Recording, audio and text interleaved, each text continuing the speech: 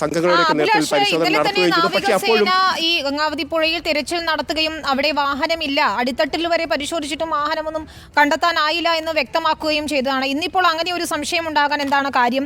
പ്രത്യേകിച്ച് ഈ സിഗ്നൽ എന്ന് പറയുന്നത് ഇപ്പോഴും ആ മണ്ണിടിച്ചിലുണ്ടായ ഭാഗത്ത് ഉണ്ട് എന്ന് തന്നെയാണല്ലോ കരുതുന്നതും. ഈ പുഴയിൽ വീണ്ടും ഒരു ഉറപ്പിന് വേണ്ടി മാത്രം പരിശോധന നടത്തുന്നതാണോ? എന്താണ് അതിനുള്ള ഒരു സാഹചര്യം?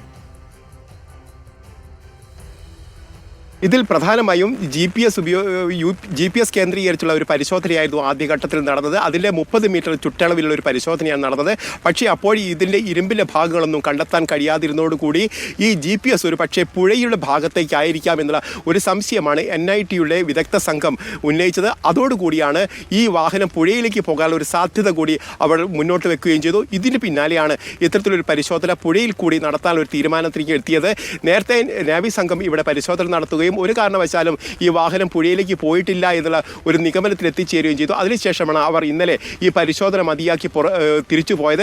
അതിന് പിന്നാലെ ഇന്ന് ഇപ്പോൾ ഇത്തരത്തിൽ NIT സംഘം ഇത്തരത്തിലൊരു പരിശോധന നടത്തുമ്പോൾ, അതായത് ഈ മണ്ണിനടിയിൽ ഒരു വാഹനം ഇല്ല എന്നുള്ള നിലയിലേക്ക് അവർ ആദ്യഘട്ടത്തിലുള്ള നിഗമനത്തിലെത്തുമ്പോഴാണ് ഈ പുഴയിലേക്ക് വണ്ടി ഒലിച്ചു പോകാനുള്ള ഒരു സാധ്യതയുണ്ടോ എന്ന് പരിഗണിക്കുന്നതിന് വേണ്ടി അല്ലെങ്കിൽ പരിശോധിക്കുന്നതിന് വേണ്ടി അത്തരത്തിലൊരു പരിശോധനയിലേക്ക് പോയത് എന്ന് വേണം പറയാൻ. ഏതായാലും പുഴയിൽ അത്തരത്തിലുള്ള ഭാഗങ്ങളൊന്നും കണ്ടെത്താൻ കഴിയില്ല. ജില്ലാ കളക്ടർ ഉൾപ്പെടെ പറയുന്നത് കോസ്റ്റ് ഗാർഡിന് വിവരം അറിയിച്ചിട്ടുണ്ട്, ഹെലികോപ്റ്ററിന്റെ സഹായം തേടുന്നു എന്നൊക്കെയാണ്. യഥാർത്ഥത്തിൽ ഈ സൈന്യം വേണമെന്ന് ബന്ധുക്കളും മറ്റുള്ളവരെല്ലാം തന്നെ ആവശ്യമുന്നയിക്കുമ്പോഴും നേവി കഴിഞ്ഞ ദിവസം അവിടെ പരിശോധന നടത്തിയിരുന്നു. ആരാണിപ്പോൾ തിരച്ചിൽ നടത്തുന്നത്? ഇനി ഏത് രീതിയിലുള്ള ഒരു സംവിധാനമാണ് അവിടെ ആവശ്യം? ഏറ്റവും അടിയന്തരമായി അവിടെ ചെയ്യേണ്ടുന്ന കാര്യങ്ങൾ എന്താണ്? മനാഫ് ഉൾപ്പെടെ പറയുന്നുണ്ടായിരുന്നു മന്ത്രിമാരൊന്നും വരുന്നതിലല്ല കാര്യം, കൂടുതൽ വാഹനങ്ങൾ എത്തിക്കണം, കൂടുതൽ JCB എത്തിക്കണം, മണ്ണ് നീക്കം വേഗത്തിലാക്കണം, അവിടെ പരിശോധന ശക്തമാക്കണം, ഈ മണ്ണ് മാറ്റിക്കൊണ്ടുള്ള പരിശോധന ശക്തമാക്കണമെന്നാണ് പറഞ്ഞത്. അപ്പോൾ അതിനുള്ള എന്തെങ്കിലും നീക്കങ്ങൾ, ഒരു ചെറുവിരൽ അനക്കമെങ്കിലും അവിടെ ഉണ്ടോ?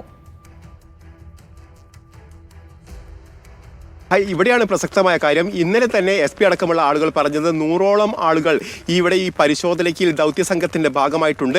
നാളെ ആകുമ്പോൾ കൂടുതൽ അംഗങ്ങളെയും അതോടൊപ്പം തന്നെ കൂടുതൽ ഹിറ്റാച്ചി അടക്കമുള്ള ഉപകരണങ്ങളും എത്തിച്ച് ഈ പരിശോധന കാര്യക്ഷമമാക്കും അല്ലെങ്കിൽ കൂടുതൽ ഊർജ്ജസ്വലമാക്കുമെന്നായിരുന്നു ഇന്നലെ SP അടക്കമുള്ള ആളുകൾ പറഞ്ഞത്. പക്ഷേ ഇന്ന് നമ്മൾ മനസ്സിലാക്കുന്നത് 103 ആളുകളാണ് ഈ സംഘത്തിൽ ഇന്നുണ്ടായിരുന്നത് എന്നാണ്. അതായത് 103 ആളുകൾ എന്ന് പറയുമ്പോൾ ഇന്നലത്തേതിനേക്കാൾ 3 പേർ മാത്രമാണ് അധികം വരുന്നത്.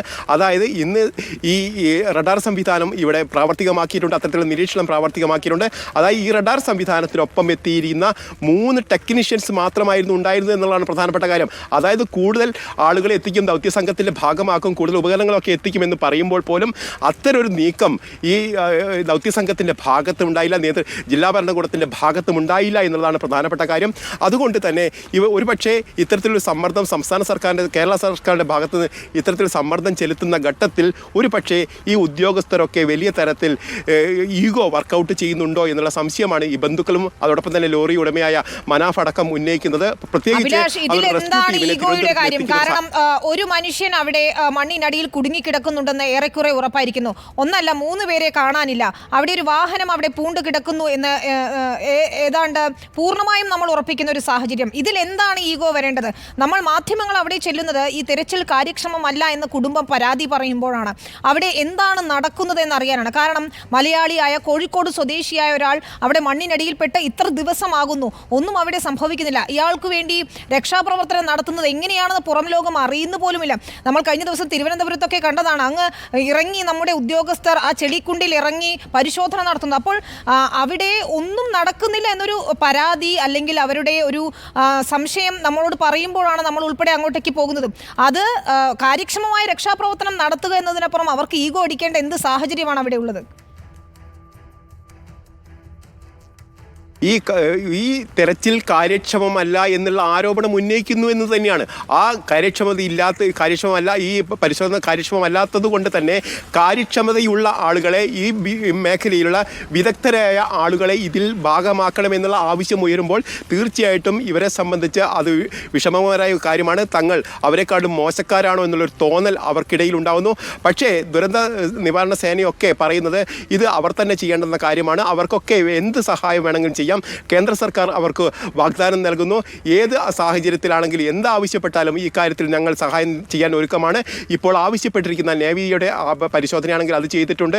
അതോടൊപ്പം തന്നെ റഡാർ സംവിധാനമാണെങ്കിൽ എത്തിച്ച് നൽകിയിട്ടുണ്ട്. NIT സംഘത്തെയാണെങ്കിൽ എത്തിച്ച് നൽകിയിട്ടുണ്ട്. അപ്പോഴൊക്കെ ഞങ്ങൾ ചോദിച്ചതൊക്കെ നൽകിയിട്ടുണ്ട്. പക്ഷേ കുടുംബത്തിൻ്റെ ഈ പട്ടാളത്തെ കൊണ്ടുവരണമെന്നുള്ള ആവശ്യത്തോടെ എന്തുകൊണ്ടാണ് ഇവർ മുഖം തിരിക്കുന്നത് എന്നുള്ള ചോദ്യത്തിൽ ഇപ്പോഴും ഉത്തരമില്ല. ആ ഉത്തരത്തിലേക്ക് എത്തുമ്പോഴാണ് ഇത്തരത്തിലുള്ള കാര്യങ്ങൾ ഇതിൻ്റെ അകത്തുണ്ടോ, അതാണോ ഇതിൻ്റെ ഉള്ളടക്കം എന്നുള്ള കാര്യം കൂടി മനസ്സിലാക്കേണ്ടത്. നമ്മൾ ഒരുപക്ഷെ നമ്മൾ രാഷ്ട്രീയ നേതൃത്വത്തെ അല്ലെങ്കിൽ കർണാടക സർക്കാരിനെ നമ്മൾ പലപ്പോഴും കുറ്റപ്പെടുത്തുന്നതായിട്ടുണ്ട്. പക്ഷേ അതിനൊക്കെ അപ്പുറത്തേക്ക് സർക്കാർ ഇക്കാര്യത്തിൽ ശക്തമായി ഇടപെടുന്നു. മന്ത്രിമാരടക്കം വരുമ്പോൾ കാര്യക്ഷമമായി ഇവർ പ്രവർത്തിക്കുന്നുണ്ട്. പക്ഷേ അതിന് ശേഷം അതിന് പിന്നാലെ ഈ പ്രവർത്തനം നിലയ്ക്കുന്നു അല്ലെങ്കിൽ മന്ദീഭവിക്കുന്നു എന്നുള്ളതാണ്. അതായത് നമുക്ക് സ്വാഭാവികമായും ഞങ്ങളിപ്പോൾ ഇവിടെയാണ് ഇരിക്കുന്നത്, പക്ഷേ ദൃശ്യങ്ങൾ നമ്മൾ കാണുന്നുണ്ട്. അഭിലാഷ് നൽകുന്ന വിവരങ്ങളുണ്ട്, മറ്റു മാധ്യമങ്ങൾ നൽകുന്ന വിവരമുണ്ട്. അവിടെ നിന്ന് മനാഫ് നമ്മോട് സംസാരിക്കുന്നുണ്ട്, അർജുന്റെ ബ്രദർ ഇൻ ലോ ജിതിൻ നമ്മളോട് സംസാരിക്കുന്നുണ്ട്. നിങ്ങളെല്ലാം പറയുന്ന ഒരു കാര്യമുണ്ട്, ഇവിടെ ഈ മണ്ണു നീക്കം എന്ന് പറയുന്ന പ്രോസസ്സ് അത് വളരെ മന്ദഗതിയിലാണ്. അപ്പോൾ എന്താണ് അവിടെ കാര്യക്ഷമത?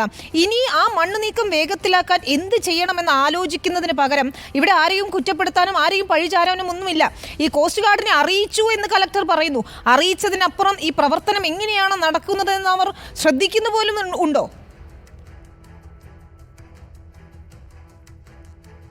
ഇതിനൊക്കെ ഉത്തരം നമ്മളെ സംബന്ധിച്ച് ഉത്തരമില്ല എന്നുള്ളതാണ്. കാരണം നമ്മൾ ഗ്രൗണ്ട് ലെവലിലേക്ക് വരുമ്പോൾ എന്താണ് സംഭവിക്കുന്നതെന്ന് പോലും നമുക്ക് മനസ്സിലാക്കാൻ കഴിയുന്നില്ല. കാരണം ഇന്ന് ഏറെക്കുറെ മണ്ണൊക്കെ മാന്തി മറ്റൊരു ഭാഗത്തേക്കൊക്കെ ഇട്ടെങ്കിൽ പോലും ഇപ്പോഴും അർജുൻ എവിടെ എന്നുള്ള ചോദ്യത്തിന് ഉത്തരം കണ്ടെത്താൻ കഴിഞ്ഞിട്ടില്ല. അതായത് ഈ അപകടം നടന്നിട്ട് 5 ദിവസം പൂർത്തിയാവുന്ന ഒരു വേളയിലാണ് നമ്മൾ ഈ പറയേണ്ടി വരുന്നത്. കാരണം ഒരു സംവിധാനം മുഴുവൻ ഈ റോഡിൽ ഈ പരിശോധനയാണ്, കാര്യക്ഷമമായ പരിശോധനയാണ് എന്നൊക്കെ പറയുമ്പോൾ പോലും അർജുൻ എവിടെ എന്നുള്ള ഒരൊറ്റ ചോദ്യത്തിന് ഉത്തരം ഇപ്പോഴും നൽകാൻ കഴിയുന്നില്ല. ആ മണ്ണിനടിയിൽ കുടുങ്ങിയ 3 പേരുടെ അവസ്ഥ എന്താണ് എന്ന് പറയാൻ കഴിയുന്നില്ല. അതിൽ ഉൾപ്പെട്ടിരിക്കുന്ന ഒരാളെ ഇതിനകം തന്നെ തിരിച്ചറിയാൻ പോലും കഴിഞ്ഞിട്ടില്ല. ഇതിനൊക്കെ മറുപടി നൽകേണ്ടത് ആരാണ്? ഏത് സംവിധാനമാണ് മറുപടി നൽകേണ്ടത്?